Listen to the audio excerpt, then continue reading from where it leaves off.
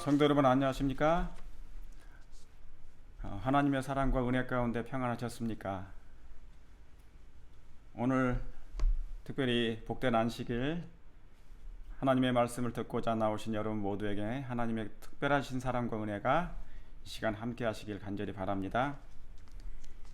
특별히 오늘은 저희가 부득이 코로나 바이러스가 이렇게 날로 증가해서 확산하는 이유로 2주 동안 말씀을 제가 집에서 전할 수밖에 없는 형편이 되었습니다. 그 점 양해해 주시고요. 이 시간 하나님의 성령께서 여러분 마음 가운데 또한 저와 저의 마음 가운데 임하셔서 하나님의 뜻이 이루어질 수 있도록 이 시간 간절히 바라겠습니다. 오늘 제목은 둘째 하와여 깨어 있으라는 제목을 가지고 말씀드리겠습니다. 둘째 하와여 깨어 있으라. 두 번째 하와입니다. 먼저 하나님의 말씀 창세기 2장 21절에 있는 말씀을 봉독하도록 하겠습니다. 여호와 하나님이 아담을 깊이 잠들게 하시니 잠들매 그가 그 갈빗대 하나를 취하고 살로 대신 채우시고. 여러분, 우리가 살고 있는 지구가 사실이면, 우리가 살고 있는 이 지구가 사실이면 성경도 분명히 사실이 될 것입니다. 보이지 않는 것이, 사실은 우리의 눈에 보이지 않는 것이 보이는 것보다 훨씬 많습니다. 그렇다면, 보이지 않는 것이 훨씬 많다면 보이지 아니하시는 하나님 또한 분명히 존재하시며 영영이 살아서 역사하실 것입니다. 여러분, 그걸 믿으십니까? 여러분, 원래는 생명만 있던 곳에, 그죠? 에덴 동산에 아담이 범죄하기 전에는 생명만 있었습니다. 생명만 있던 곳에 사망이 침투하여 이렇게 들어왔습니다. 그리고 그 사망이 온 지구를 덮어버렸습니다. 그런데 여러분, 선이라는 것, 진리는 여러분 결국 승리할 수밖에 없습니다. 여러분, 진리의 싸움은 져본 일이 없습니다. 역사 이래로. 여러분, 혹시 저와 여러분의 마음 가운데 미래가 불안해질 때, 혹시 미래가 불안해질 때가 있습니까? 불안해질 때, 그렇게 보일 때 여러분, 성경의 계시록 마지막 책을 꼭 읽게 되길 바랍니다. 19장, 20장, 21장에 있는 이 말씀을 여러분이 잘 읽게 되시면 거기에서 용기를 얻고 희망을 얻게 될 것입니다. 거기에는 여러분 아시는 것처럼 선악의 대쟁투가 하나님의 승리로 마치게 됩니다. 그리고 하나님을 의지했던 하나님의 백성들의 그 승리로 마치게 됩니다. 그러므로 힘들 때, 인생이 버거울 때, 괴로울 때, 고통 가운데 있을 때, 괴로움을 당할 때 누구에게요? 그리스도에게는, 의인에게는 참으로 고난이 많이 있지 않습니까? 그러므로 우리에게 그런 날들이, 고난의 날들이 계속 이어져 갈 때 여러분 절망하지 마시고 낙심하지 마시고 하나님의 마지막 책을 꼭 읽게 되시길 바랍니다. 거기에는 예수님의 재림이 나오고 하나님의 백성들이, 주님을 믿었던 백성들이 승리하는 그런 놀라운 기별이 기록되어 있습니다. 참 진리를 고수한 하나님의 백성의 승리로 이렇게 끝나게 되어 있습니다. 마지막 대쟁투가 그렇게 끝나는 것입니다. 여러분, 한번 멈추어서 깊게 생각해 보시기 바랍니다. 하나님도 인간도 생물계도 무생물계도 죽음을 원치 않는 것, 죽음을 원치 않아요. 이 죽음을 원치 않는 것이 상식입니다. 그것이 기본적인 욕망입니다. 성도 여러분, 제가 이 질문을 왜 드리냐면 저와 여러분의 솔직한 마음이 뭡니까? 사망인가요? 아니면 생명입니까? 당연히 생명이겠죠. 행복입니까? 아니면 불행입니까? 당연히 행복이겠죠. 하나님께서는 우리에게, 믿는 자들에게, 각인에게, 모든 사람들에게 생명을 주기를 원하십니다. 그분은 어떤 분이시기 때문에, 생명의 하나님이시기 때문에, 하나님은 생명의 하나님이시기 때문에 당연히 우리에게 행복을 주시기를 원하시는 것입니다. 여기 신명기 30장 15절에 있는 말씀을 제가 읽겠습니다. 보라, 내가 오늘날 생명과 복과 사망과 화를 내 앞에 두었나니. 하나님께서 우리에게 두 가지를 제시했습니다. 우리 앞에 이 두 가지를 두셨는데 생명과 복이요 사망과 화를 두셨습니다. 여러분, 근데 저기 사망, 여기 나와 있는 저 사망, 화, 원래는 저 사망은 저 자리에 낄 수가 없었습니다. 사망은 없어야 되죠. 그런데 죄로 말미암아 이 사망이 그 틈새로 들어왔습니다. 원래 생명만 있던 곳에 이 사망이 들어왔고 화가 된 것이죠. 아담이 범죄하기 전에는 뭐예요? 사망이 없었습니다. 죽음이 없었습니다. 불행이라는 것이 없었습니다. 그러므로 사망이란 단어는 그 이후에 사실은 아담에게는 생소한 단어였습니다. 뭐가요? 사망, 죽어가는 것, 죽음이라는 그 단어는 너무나 생소했습니다. 왜요? 경험하지 않았기 때문에. 그런데 여러분, 오늘날 우리 시대는 생명이란 단어가 더욱 뭡니까? 낯섭니다. 왜요? 너무나 죽어가는 것이 흔해졌기 때문에, 사망과 죽음이 흔해졌기 때문에 오히려 생명이란 단어가 뭐예요? 낯설게 된 것입니다. 원래는 그렇지 않았는데, 여러분, 여기서 말하는 사망은 우리가 늙으면 죽는 그런 사망이 아니에요. 여기서 말하는 생명은 우리에게 지금 붙어있는 그런 목숨을 얘기하는 게 아닙니다. 그런 목숨이 얘기하는 거 아니에요. 저 사망은 영원한 사망을 얘기하고 둘째 사망을 얘기하죠. 저 생명은 영원한 생명을 말씀하는 것입니다. 영생을 말씀하는 거예요. 그러므로 다른 것은 몰라도 이것은 확실하게 우리가 선택해야 될 줄 믿습니다. 뭐를 선택해야 됩니까? 이 생명과 사망 중에 가장 우리에게 유익이 될 것이 무엇인가? 그것을 선택하라는 것입니다. 하나님은 사랑의 하나님이시기 때문에, 하나님은 생명의 영원한 생명을 가지신 분이시기 때문에 그 생명을 각인에게 나누어 주길 원하십니다. 우리가 교회를 나오는 이유, 하나님을 믿는 이유, 크리스천이 된 이유가 바로 저 생명의 문제에 관한 것입니다. 그렇습니까? 생명은 중요합니다. 어느 누가 어떤 얘기를 한다 할지라도 이 생명은 우리에게 가장 소중한 것입니다. 여호수아는 분명한 선택을 했습니다. 여호수아 24장 15절의 말씀, 만일 여호와를 섬기는 것이 너희에게 좋지 않게 보이거든 너희 열조가 강 저편에서 섬기던 신이든지 혹 너희의 거하는 땅 아모리 사람의 신이든지 너희 섬길 자를 오늘날 택하라. 여러분이 오늘 섬길 그분, 그 하나님이 어느 분이심을 여러분이 오늘 선택하시길 바랍니다. 이 안식일에 하나님을 선택하시길 간절히 바랍니다. 그 여호와를 여러분이 선택하시길 바랍니다. 여호와를 섬기든지 아니면 사람의 신이든지 오늘 선택해야 됩니다. 여러분, 자아를, 내가 날마다 죽노라는 그 자아가 죽는 일도 매 순간 매일 일어나는 일입니다. 내가 날마다 죽노라. 여러분, 날마다 죽지 아니하면 영원한 생명이 우리 가운데 완전히 완성되지 않습니다. 머물지 않습니다. 영원히 거할 수가 없습니다. 그러므로 매일 자아가 죽어야 됩니다. 그런 것처럼 선택도 매 순간 매일 해야 하는 일입니다. 왜 그렇습니까? 결심이 매 순간 매일 굳어지면 뭐가 되니까요? 강한 믿음이 되는 것입니다. 아주 스트롱한 페이스가 되는 것이죠. 결심이 매 순간 매일 굳어지면 강한 믿음이 되는 것입니다.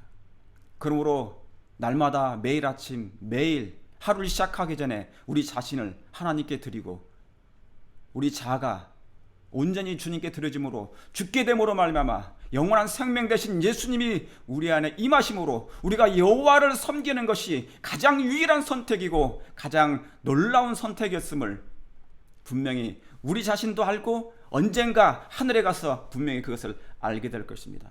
제 뒤에 있는 이 문구 Love and Faith, 사랑으로 역사하는 믿음을 가진 자, 그런 사람들은 이 결심이 매 순간 매일 굳어져서 아름다운 굳은 흔들림 없는 견고한 믿음을 갖게 될 것입니다. 여호수아는 그 여호와를 섬기기로 선택했어요. 여러분, 여호와가 어느 분이십니까? 어떤 분이십니까? 노아가 만났고 아브라함이 만났고 모세가 만난 그 여호와가 누구신가요?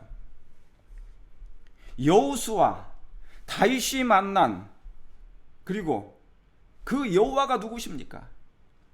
엘리사가 만났고, 그러죠? 엘리야가 만났고 각인의 믿음의 노독들이 만났던 그 여호와가 누구십니까? 그 야훼가 누구십니까?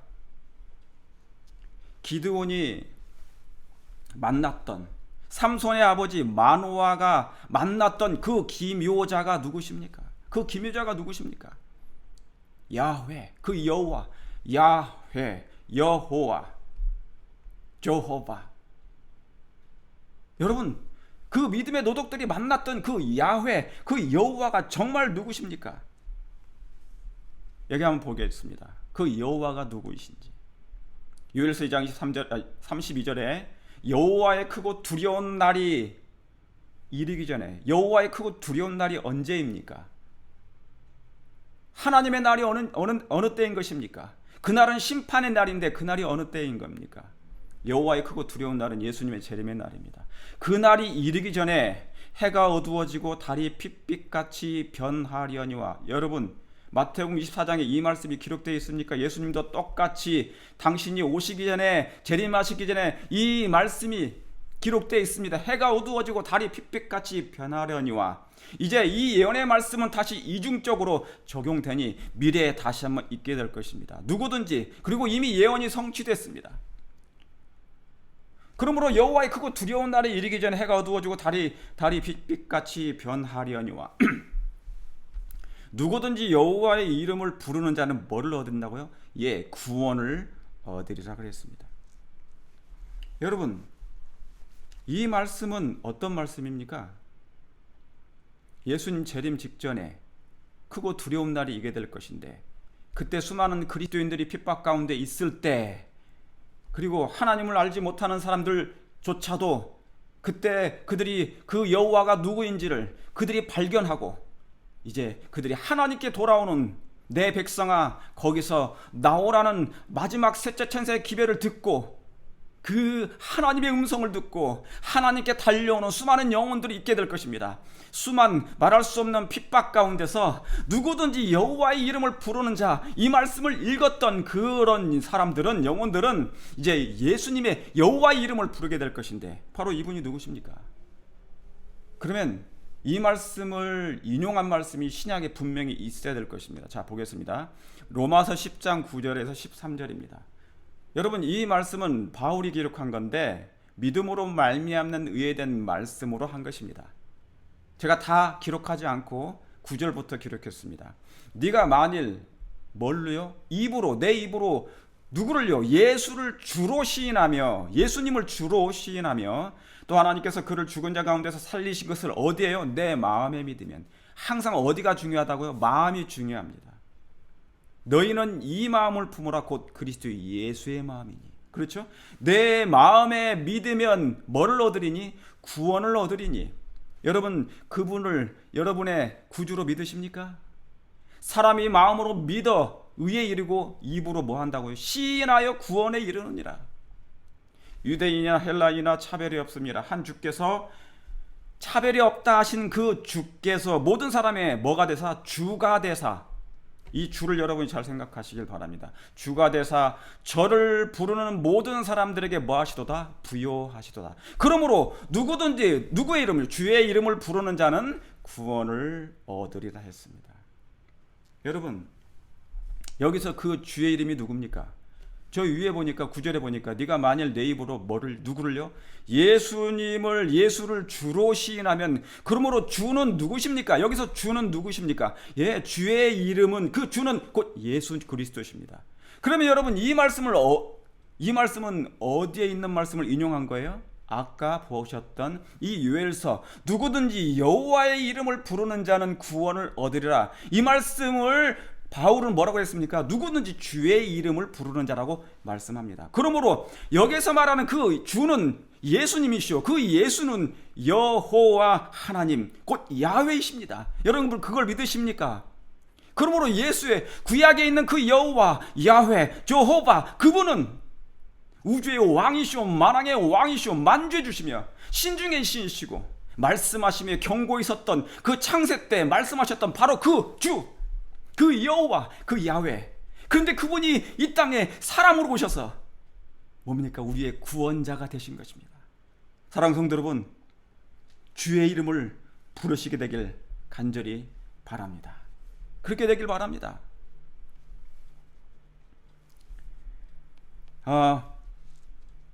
여기 있는 말씀, 요한복음 4장 26절에 예수께서 이르시되 내게 말하는 내가 그로라 하시니라. 사랑하는 성도 여러분, 니고데모를 만나주신 그 야훼, 우물가로 나온 그 사마리아 여인을 만나주신 그 예수께서 바로 어떤 분이십니까? 바로 그 야훼이십니다. 예수께서 이르시되 내가 그로라 하시니라. 여러분, 여기서 내가 그로라, 그 라는 에이미, 나는 뭐뭐이다, 나는 존재한다. 그러니까 뭡니까? 스스로 존재하는 하나님이라는 것입니다. 당신의 신분을 예수님께서 말씀하신 거예요. 누구에게? 사마리아 여인에게. 내가 메시아를 기다립니다. 그때 예수님께서 말씀하시기를 내가 그로라, I am, 내가 그로라, 내가 바로 그 너희들이 기다리는 스스로 존재하는 자, 내가 바로 그 여호와다, 그 말입니다. 그 야훼. 여러분, 얼마나 놀라운 일 아닙니까? 그 여호와 야훼께서 이 땅에 사람으로 인성을 취하심으로 사람들 곁에 함께 하신 것입니다. 그리고 가난하고 배고프고 목마른 그런 연약한 사람들 곁에서 그들의 구주가 되신 것입니다. 이 얼마나 놀라운 일인 것입니까? 유대 땅에 전능하신 여호와 하나님이 강림하신 거예요. 그런데 유대인들은 그것을 몰라본 것입니다. 얼마나 안타까운 현실입니까? 여기 요한복음 18장에도 이 말씀이 있습니다. 예수께서 저희에게 내로라 하실 때 저희가 물러가서 땅에 엎드러지느니라. 여러분, 이 말씀이 어떤 말씀인지 아시죠? 가룟 유다가 예수님을 팔았어요. 그리고 로마의 병사들과 함께 제사장들이 와서 예수님을 잡으려고 온 것입니다. 그때 예수가 어디 계시냐 물어봤을 때 예수께서 저희에게 내로라 하실 때, 그런데 내로라 하실 때 사람들이 어떻게 돼요? 땅에 엎드러져 버립니다. 왜 그랬을까요? 저 단어가 무슨 뜻입니까? 내로라, 이 말씀이 무슨 뜻인가요? I am that I am. 나는 바로 그 스스로 존재하는 그 여호와시다. 그 여호와 하나님, 야훼, 여호와. 구약에 있는 모든 믿음의 도덕들은 저분을 뵙기를 원했습니다. 저분 앞에서는 벌벌 떨었습니다. 그분의 자비와 사랑이 너무나 컸지만 그 권능 앞에서는 그들은 벌벌 떨었습니다.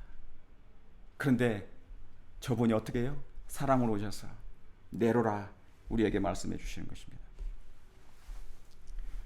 여러분, 여기 요한일서 2장 4절에 너희는 처음부터 들은 것을 너희 안에 거하게 하라. 처음부터 들은 것이 너희 안에 거하면 누가 들었을까요? 여러분, 아담이 처음부터 무슨 말씀을 들었을까요? 처음부터 들은 것이 너희 안에 거하면 너희가 아들의 안과 아버지 안에 거하리라. 그가 우리에게 약속하신 약속이 이것이니 그 약속이 무엇입니까? 여러분, 아담에게 하나님께서 에덴에 강림하셔서 하신 약속이 무엇입니까? 그게 바로 뭐래요? 영원한 언약입니다. 곧 영원한 생명이라.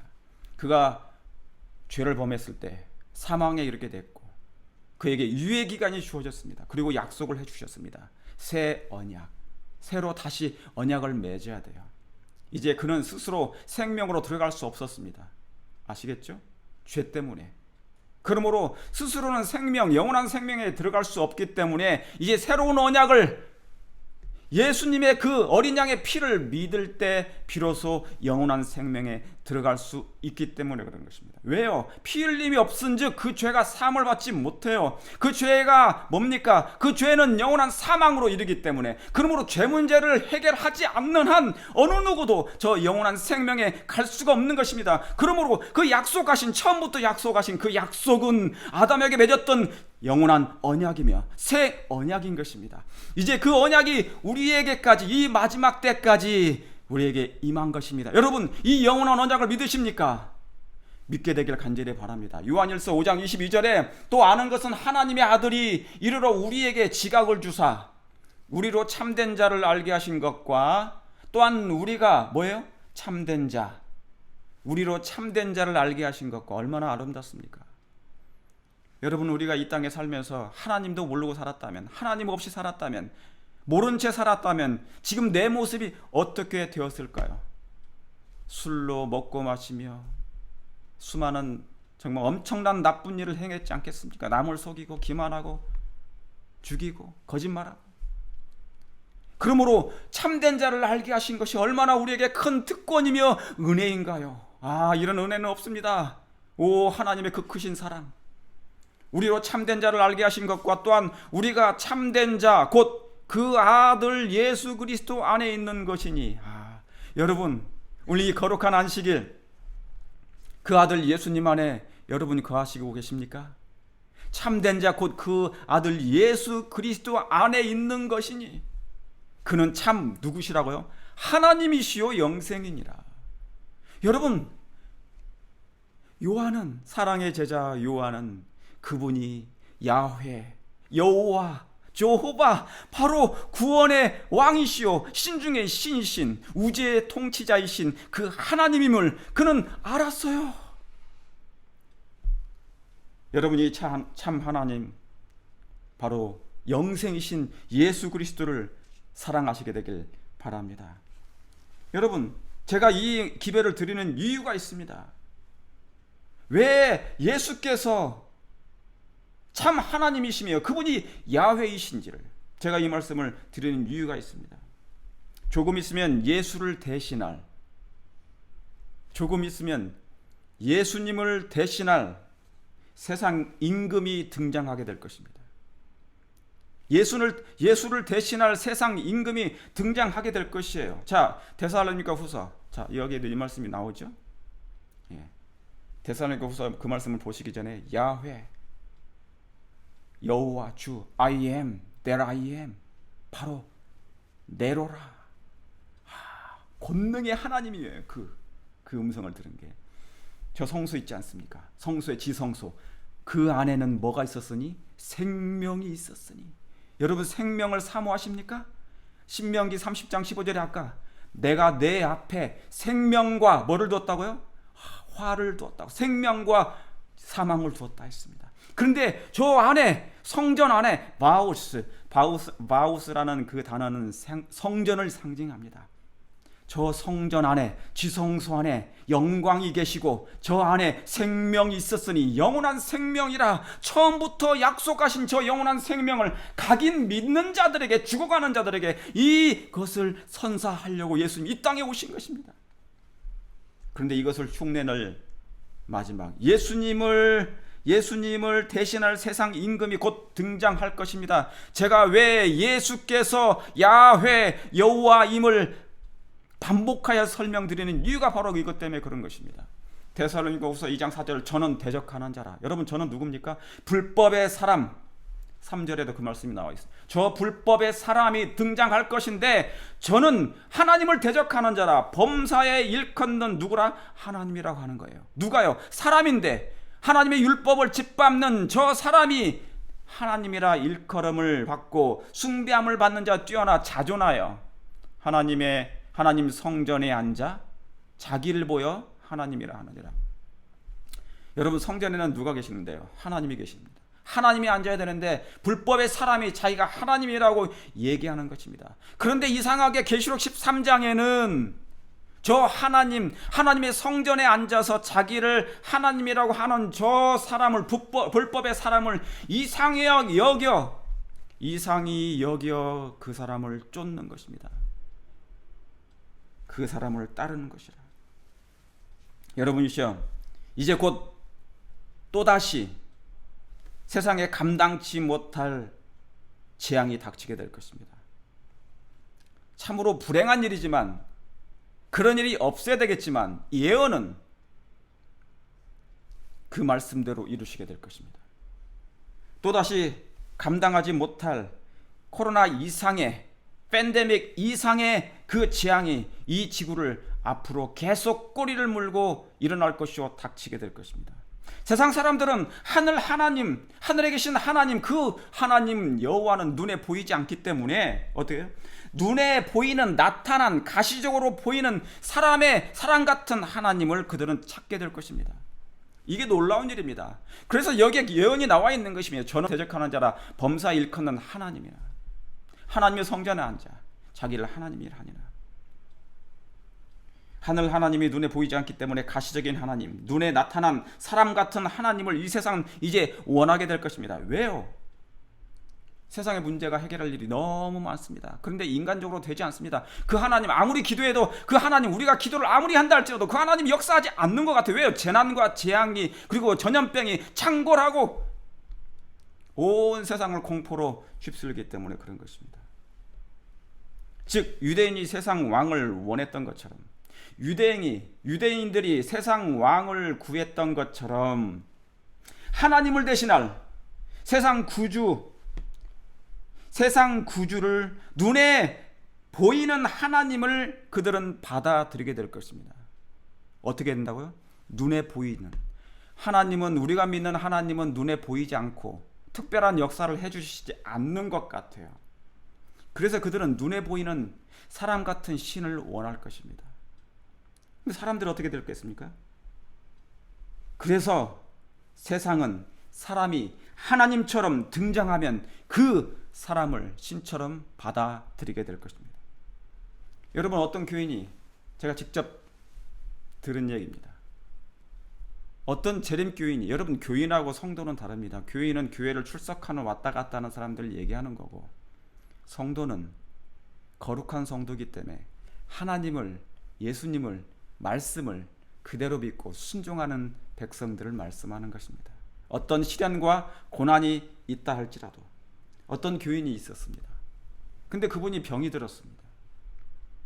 그런데 하는 얘기가, 그 병을 낫기만 한다면, 자기가 나을 수만 있다면 강신술이라도 자기가 의지하겠다는 것이었어요. 저는 그 말을 듣고 충격에 빠졌습니다. 자기의 몸이 아픈데 이 몸을 치료하기 위해서 강신술이라도, 만약에 강신술이라도 의지할 낫기만 한다면 그걸 의지하겠다는 것입니다. 그 말이 무슨 얘기입니까? 강신술은 누구에게서 나온 것이죠? 사단에게서 나온 것입니다. 그러니까 몸이 치료받기 위해서는 사단이라도 의지하겠다는 하나의 얘기입니다. 여러분, 그 선언은 본인에게 선언한 것이었기 때문에 다윗처럼 그대로 될 것입니다. 뭐하지 않는 한, 회개치 아니하는 한, 그러므로 우리가 말을 하되 조심스럽게 할 필요가 있습니다. 자기 자신에게 심판을 선고할 수도 있는 것입니다. 참으로 무서운 일입니다. 사울 왕이 하나님이 역사하심을, 그리고 성령께서 이미 떠나신 걸 알고 그가 누굴 찾아갑니까? 신접한 여인을 찾아갑니다. 그와 똑같습니다. 인간적인 유익을 위해 사단의 도움도 마다하지 않는 세상이 돌아오게 될 것입니다. 이제 도래하게 될 것입니다.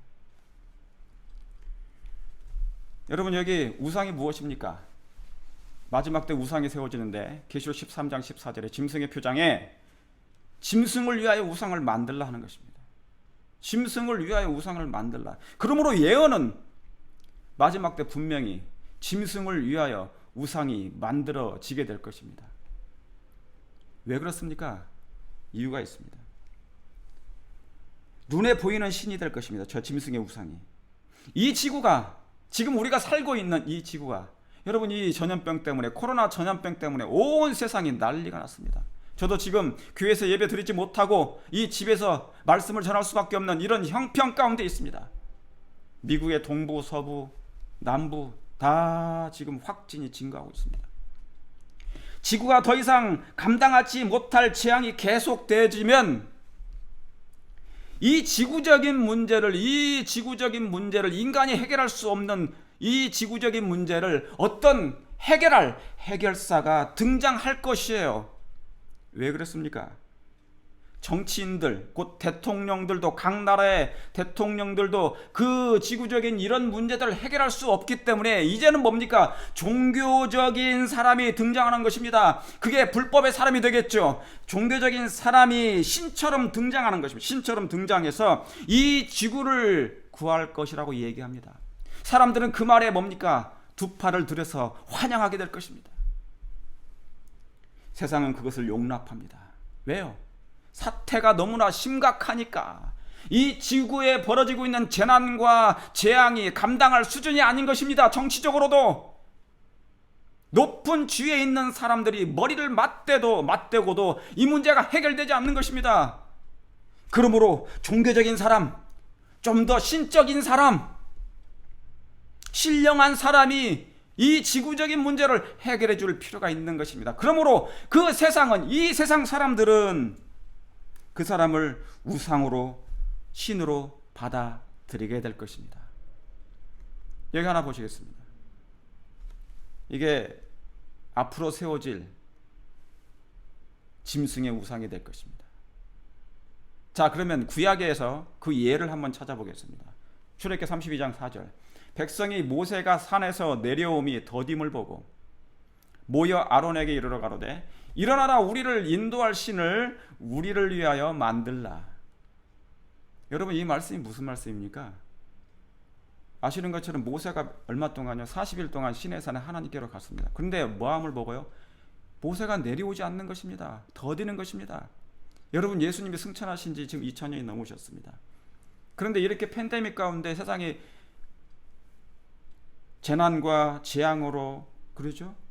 도덕적인 부패와 타락으로 말미암아 세상이 난리 나고 있습니다. 정신적인 패닉 가운데 사람들이 빠져가고 있습니다. 이 뭐 하나로도, 전염병 하나로도 감당하지 못하는 그 하나님이 지금 이 지구를, 우리를 구원해 줘야 되는데 그분은 잠잠하십니다. 모세가 산에서 내려오미 더딤을 보고 그들이 보았어요. 지금 세상 사람들이, 앞으로 세상 사람들이, 정치인들이, 종교인들이 이것을 보고 똑같습니다. 더딤을 보고 왜 하나님이 우리를 구원해 주시지 않지? 그걸 보고 이제 모입니다. 그들이 회의를 하게 될 것이죠. 회의를 합니다. 그리고 아론에게 이르되, 아론이 누굽니까? 제사장, 대제사장.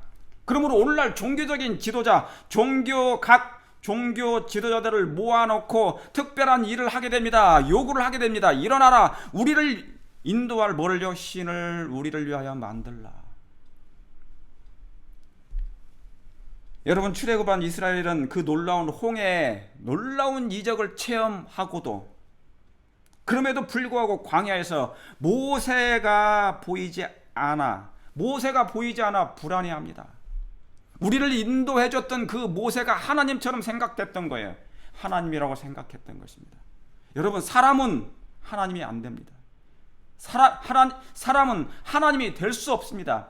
죄인이 죄인을 어떻게 인도할 수 있겠습니까? 그런데 오늘날 마지막 때 하나의 징조가 뭐냐면 사람을 쫓는 것입니다. 불법의 사람을 쫓고 종교 지도자를 쫓고, 사랑하는 성도 여러분, 종교 지도자를 결코 쫓지 마시길 바랍니다. 여기서 말하는 것은 사람을 신뢰하지 말라는 것입니다. 사람은 믿을 대상이 아닙니다. 그저 사랑할 대상일 뿐. 눈에 보이는 우상신을 만들어요. 모세가 안 보이니 신을 만드는 것입니다. 여러분, 이 일은 반복되는데 그게 바로 계시록 13장인 것입니다. 마지막 때 우상은 또 한 번 이제 만들어지게 될 것입니다. 또 한 번 만들어지게 될 거예요. 사도행전 4장 12절에 다른 이로서는 구원을 얻을 수 없나니 천하 인간의 구원 얻을 만한 다른 이름을 우리에게 주신 일이 없음이니라. 여러분, 종교연합이 뭔지 아십니까? 종교연합이 무엇이겠습니까? 다른 이로는 구원을 얻을 다른 이름이 없는데 오직 구원 얻을 이름이, 유일한 이름이 누구십니까? 예수님밖에 없는데 종교연합, 종교일치 운동의 특별한 최종 목표가 무엇입니까? 그러면 자, 기독교 안에는 예수님, 오로지 예수님을 통해서 구원받는다고 그래요. 그런데 다른 종파들은 그렇지 않습니다. 그러므로 종교를 통합하기 위해서는 걸림돌이 되는, 뭐가 걸림돌이? 종교연합의 모든 종교를 통합하기 위해서는 걸림돌이 되는 게 있어요. 오직 예수를 통해서만이 구원받는다는 그것을 삭제할 수밖에 없는 것입니다. 그것을 빼버려야 돼요. 여러분 이해가시겠습니까? 그러므로 종교연합, 종교통합, 종교일치 운동의 특별한 목적은 바로 거기에 있습니다. 뭐예요? 유일신, 오직 예수님을 통하여서 구원받는 이 이름을 빼는 거예요. 다시 말씀드리면 그 여호와, 야훼, 예수 이름, 그걸 빼는 것입니다. 종교연합의 걸림돌, 힌두교, 불교 입장에서는 불공평하죠. 그래서 불평합니다. 그러므로 종교, 이 세상이 문제, 이 세상에 일어나고 있는 수많은 문제들을 해결할 수 있는 유일한 방법은 정치인들로는 안 되기 때문에 이제 종교 지도자들이 연합을 하는 것인데, 종교 지도자들이 하나의 짐승의 우상을 만들고 뭐 해야 됩니까? 만들기 위해서, 우상을 만들기 위해서 그들이 걸림돌이 되는, 통합의 걸림돌이 되는 예수의 이름을 빼게 될 것입니다. 그러므로 더 이상 이제 예수님을 통해서 구원을 받지 못하도록 그들이 이용하는 것입니다. 유혹하는 것입니다. 여기 시대소망 이런 말씀이 있습니다. 법안교도와 개신교도와 누구까지요? 세속인들, 하나님을 안 믿는 사람들까지. 법안교도와 개신교와 세속인들, 이 세 연합체들이 이 연합을 온 세계에 뭐라고요? 큰 운동이라 하며, 여러분 이 통합이 뭐라고요? 온 세계 큰 운동이라 하며 오래 기대한 복천년의 전조라고 할 것이다. 여러분 이 복천년의 전조란 이 말 때문에 사람들이 그냥 다 황홀병에 빠지게 됩니다. 다 넘어가게 되어 있습니다. 왜요? 지금 세상이 죽겠는데, 살아있는 그 자체가 힘들어 죽겠는데, 전염병이 창궐하고 경제가 불안하고 미래가 불확실해요. 도덕적으로 부패되어 있고 사건 사고가 매일 일어나고 있습니다. 그러니 어떻게 해요? 지구인들이 감당하지 못할 형편에 처해 있지 않습니까? 이 사태를 해결할 수 있는. 그런데 뭡니까? 그 슬로건이 뭐예요? 이 연합을 하게 되면 이거 하나의 놀라운 운동이다. 이 운동이 뭐라고요? 복천년이라. 그날이 올 것이다. 복천년이 이제 돌아올 것이다. 그때 사람들은 두 손을 벌려 쌍수를 올리고 환영하게 될 것입니다. 여러분, 선악의 대쟁투의 싸움은 바로 지금부터입니다. 여기서부터 시작되는 것입니다. 아까 읽었던 말씀처럼 여호와 하나님이 아담을 깊이 잠들게 하심에 잠들매 그가 갈빗대 하나를 취하고 살로 대신 채우시고 여러분 보시기 바랍니다. 첫 아담의 옆구리에서 첫 아담의 옆구리에서 첫째 하와가 나왔습니다. 그러니까 첫째 하와를 얻기 위해서는 뭡니까? 그가 잠들어야 되는 것이죠. 옆구리를 잽니다. 그를 깊이 잠들게 한 후에 여기 있는 말씀처럼 하나님이, 여호와 하나님이, 그 여호와가 누구시라고 그랬죠? 야훼 하나님, 우리가 믿는 그 주, 그 하나님이, 그 예수께서 아담을 깊이 잠들게 하시니 아담을 깊이 잠들게 합니다. 갈빗대를 꺼내서 첫째 하와를 창조합니다. 그런데 문제는 이 첫째 하와가 선악을 알게 하는 나무에 손을 댑니다. 여러분, 대면 안 되는 것입니다. 첫째 하와는 선악을 알게 하는 나무에 손을 대면 문제가 생겨요. 영원한 생명을 잃어버리게 됩니다. 그런데 그 하나님의, 여러분, 선악을 알게 하는 나무가 뭡니까? 선악을 알게 하는 나무는 하나님의 율법을 말합니다.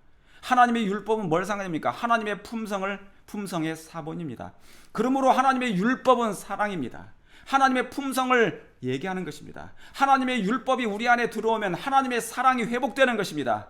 이해하시겠습니까? 그런데 첫 번째 아담에게서 나온 그 하와가 어디가 갈라진 거예요? 첫째 하와는 아담의 옆구리에서 잼으로 거기서 갈비뼈를 꺼내서 만들어진 하와입니다. 여자입니다. 그런데 그 여자가 하나님의 율법에 손을 댄 것입니다. 그러므로 멸망이 왔습니다. 사망이 온 것입니다. 그래서 둘째 아담이 오신 것입니다. 둘째 아담, 여러분 다 아시는 것처럼 이 둘째 아담은 누굽니까? 우리 주 예수 그리스도. 두 번째 아담, 그 야훼. 여러분 참 복음이 뭔지 아십니까? 참된 복음이란 사람으로 오신 그 야훼, 나는 스스로 있는 자, 바로 그분이 이 땅에 오셔서 우리의 죄짐, 우리의 영원한 멸망의 짐을 대신 담당하시고 가져가셔서 영원한 생명을 주신 것이 참된 기쁜 소식입니다. 그게 복음이에요. 복음은 하나님이 나를 위하여 죽으셨다는 것입니다. 첫째 아담이 하와를 낳기 위해서 그가 잠들었던 것처럼 잠들게 하셨어요. 아담은 오실 자의 표상 아닙니까? 그의 옆구리가 찢어졌습니다. 이걸 잘 기억하시길 바랍니다. 아담의 옆구리에서 갈비뼈를 꺼냈더니 첫째 하와가 나왔어요. 그런데 뭡니까? 선악을 알게 하는 하나님의 율법을 손을 댔습니다. 그러므로 그가 사망이 오게 됐습니다. 그러므로 이 첫째 아담은 없어요. 왜요? 사망에 이르게 됐기 때문에. 그래서 예수님께서 둘째 아담으로 오신 것입니다. 그러면 둘째 아담에게서 나온 게 누굽니까? 여러분, 첫째 아담을 잠들게 하신 후에 옆구리에서 갈비뼈를 꺼내셔서 첫째 하와를 만드신 것처럼 둘째 아담의 옆구리를 다시 뭐예요? 가르시고 두 번째 하와를 탄생시키신 것입니다. 여러분, 이 말씀을 잘 이해하실 필요가 있습니다. 고린도전서 15장 21절 23절, 그러나 이제 그리스도께서 죽은 자 가운데서 다시 살아 잠자는 자들의 뭐예요? 두 번째 아담이 되셨다 그랬습니다. 그리스도 둘째 아담이 죽은 자 가운데서 다시 살아 잠자는 자들의 첫째 열매가 되셨다 그랬습니다. 첫 열매. 여러분, 우리가 예수님 믿고 침례를 받게 되면 바로 열매가 됩니다. 그게 첫 열매예요. 하나님께서 난 자, 초태생 똑같습니다. 예수님이 첫 열매가 되셨습니다. 첫째 의인이 되셨습니다. 그분은 새 의인이 되셨습니다. 왜요? 의인이 없나니 하나도 없기 때문에 이 지구상의 첫 번째 의인이 되신 것이고, 그렇죠? 새 아담이 된 것이. 왜 새 아담입니까? 왜 뉴 아담이에요? 왜요? 아담이 없어졌으니까. 첫 번째 아담이 없어졌어요. 그러므로 새 아담이 오셔서 새롭게 시작하신 거예요. 죄 문제를 해결하셨고, 사망이 사망으로 말미암았으니 죽은 자의 부활도 누구로 말미암아? 사람으로 오신 그 야훼로 말미암아, 그 예수로 말미암는도다. 첫째 아담 안에서 모든 사람이 죽은 것 같이, 그렇죠? 그래서 없는 것이 된 것입니다. 그 다음에 두 번째 아담, 그리스도 안에서 모든 사람이 삶을 얻으리라. 그러나 각기 차례대로 되리니 먼저는 첫 열매인 누구요? 둘째 아담이요, 그리스도요. 다음에는 그리스도 강림하실 때 그에게 붙은 자요, 그게 누굽니까? 두 번째 하와입니다. 바로 사랑하는 성도 여러분, 오늘 이 말씀을 여러분이 잘 이해하실 필요가 있습니다. 이 둘째 아담이 왜 그렇게 중요한지, 너무너무 중요한 것입니다. 여기 첫째 아담에게서 첫째 하와가 나왔습니다. 두 번째 하와에게서 그분이 죄를 이기시고 승리하셨고 이제 부활하셔서 생명의 왕이 됐습니다. 그런데 예수님께서 두 번째 아담이 십자가에서 어떤 일이 벌어졌습니까? 여러분 아시는 것처럼 두 번째 하와가 나오는 순간입니다. 요한복음 19장 34절에 예수께 이르러는 이미 죽은 것을 보고 다리를 꺾지 아니하고 그중 한 군병이 창으로 옆구리를 찌르니, 여기 옆구리가 나옵니까? 여러분, 아담을 깊이 잠들게 하심에 옆구리에서 갈비뼈가 나온 것처럼, 그래서 첫째 하와가 나온 것처럼 예수님께서 십자가에 돌아가실 때 한 군병의 창으로 옆구리를 찌르니 뭐가 나옵니까? 피와 물이 나오더라. 여러분, 생명의 원리는 여인이 임신을 하게 되면 그 안에 뭐가 있는 것입니까? 생명이 있어요. 아기가 있습니다. 그런데 그 속에 뭐가 있다고요? 피와 물이 있습니다. 양수 속에 생명이 있는 것이죠. 그러므로 이 생명이 되려면 나와야 되는 것입니다.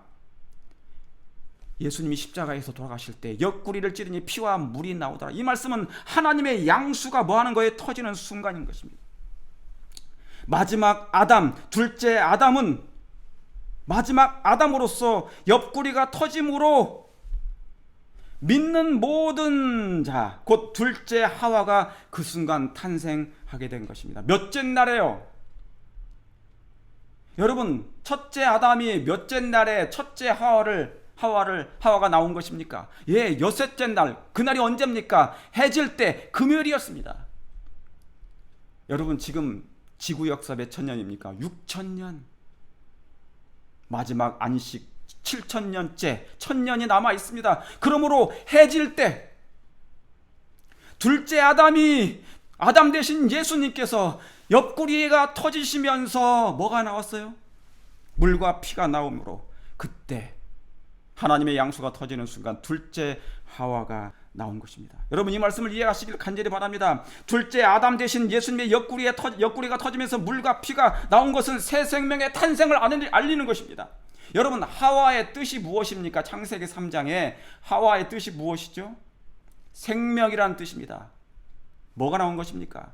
둘째 아담을 통하여 옆구리에서 나온 그 하와는 두 번째 하와가 될 것이고, 그 하와는 예수님의 생명을 통하여 받아 나온 것입니다. 그러므로 생명이 되는 것입니다. 사랑하는 성도 여러분, 이 생명, 여러분 안에, 제 안에 있는 그 둘째 하와, 바로 그 둘째 하와는 그리스도 안에서 얻어진 생명임을 여러분이 기억하시게 되길 간절히 바랍니다. 여러분, 이 둘째 하와는 둘째 아담에게서 탄생했기에 결코 선악을 알게 하는 나무를 손대지 않을 것입니다. 첫째 하와는 그곳에 하나님의 율법에 손을 대었지만, 하나님의 율법을 범했지만, 그걸 따 먹었지만, 이 두 번째 아담은 죄를 승리하시고 이기셨기 때문에 우리를 위하여, 그러므로 그 안에서 둘째 아담의 옆구리에서 나온 그 생명, 그 하와라는 생명이라는 뜻을 가진 그 하와, 둘째 하와는 결코 하나님의 율법에 손을 대지 않을 백성들입니다. 그걸 믿으십니까? 그걸 믿게 되길 바랍니다. 그러므로 여러분이 둘째 하와가 되시길 간절히 바랍니다. 이 둘째 하와는, 두 번째 하와는 생명이기 때문에 오직 둘째 아담만을 따르게 될 것입니다. 오직 둘째 아담 대신 예수님의 모든 말씀에 순종으로 따라오게 될 것입니다. 그렇게 되기를 간절히 바랍니다. 그리고 둘째 하와는 그 아름다운 예수님의 품성을 똑 담게 될 것입니다. 이제 마지막으로 계시록 14장 12절의 말씀, 성도들의 인내가 여기 있나니 저희는 하나님의 계명과 예수 믿음을 지키는 자니라. 여러분, 이 성도가 누구십니까? 두 번째 아담, 둘째 아담에게서 나온 그 옆구리가 터지면서 나온 생명, 두 번째 하와입니다. 그 두 번째 하와들은 예수님의 계명과 하나님의 계명과 예수 믿음을 안 지킬 수가 없게 될 것입니다. 왜요? 두 번째 하와이니까. 두 번째 아담에게서 나온, 승리한 분에게서 나온 생명이니까. 그러므로 두 번째 하와들이시여, 이 순종은 오직 둘째 하와만이 할 수 있다는 사실을 기억하시길 간절히 바랍니다. 계시록 14장 12절의 이 말씀은, 셋째 천사의 기별은 성도들의 인내, 하나님의 계명과 예수 믿음을 지키는 사람들은 둘째 하와입니다. 둘째 하와는 오직 둘째 아담만 쫓는 순종하는 백성이기 때문에 분명하게 승리하게 될 것입니다. 여러분, 그걸 믿으십니까? 그러므로 둘째 하와가 되실 여러분이시여, 그러나 아직 둘째 하와가 완성된 것이 아닙니다. 선악과에 손댈 유혹은 여전히 남아 있습니다. 그러므로 사랑하는 성도 여러분이시여, 이제는 둘째 하와답게 품성과 신앙면에서 마음을 다하여, 힘을 다하여, 목숨을 다 바쳐서라도 그 선악과에 손대지 아니하고 오히려 하나님의 율법을 우리의 마음에 새기고 그것을 성령을 통하여 사랑함으로 끝까지 순종하며 따라가는 저와 여러분 되시길 간절히 바랍니다. 여러분, 그렇게 하시겠습니까? 사랑하는 성도 여러분, 둘째 하와이시여, 우리 깨어 준비하며 마지막 두 번째 하와답게 그리스도를, 예수님을 사랑하시다가 예수님 재림하실 때 꼭 만나시는 저와 여러분 되시길 바라면서 오늘 말씀을 줄이겠습니다.